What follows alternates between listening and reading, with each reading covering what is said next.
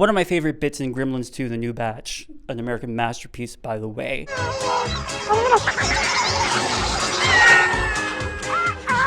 is this great bit in a Canadian-themed restaurant where there are Mounties as waiters and even a special dish called the chocolate mousse, a solid mass of chocolate in the form of moose antlers. They wanted to go to a Canadian restaurant, so we said, well, what's Canadian?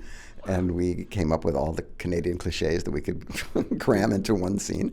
And it seems to have resonated, apparently, or because all these years, somebody's asking about it. You have a great bit part in Gremlins 2. It's short but memorable. The Gremlins have basically taken over the movie theater. It's a great fourth wall moment where you burst into the lobby and tell the usher, what the heck's going on here? You've appeared in many of Joe's films. What keeps you coming back for working for Mr. Dante?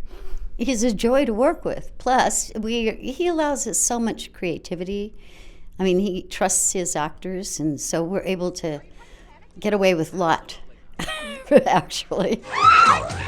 So the monsters are real? I didn't say that. In the latter half of your career, you've really segged into this sort of film curator extraordinaire.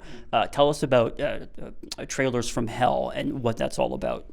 Well, you know, when I was a kid and when Belinda was a kid, we used to watch TV, and there were movies on all the time. So we had a working knowledge of Hollywood history.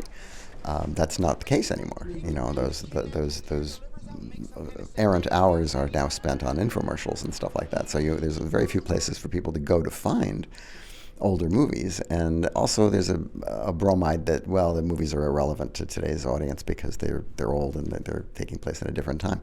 I don't believe that. I think that there's a lot that the history has to teach us, and particularly if you want to get into film, you want to do anything artistic, you really have to know what's come before.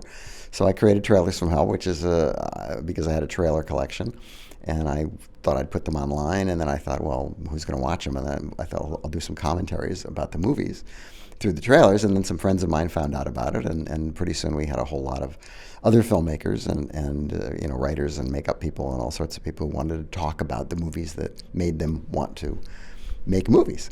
And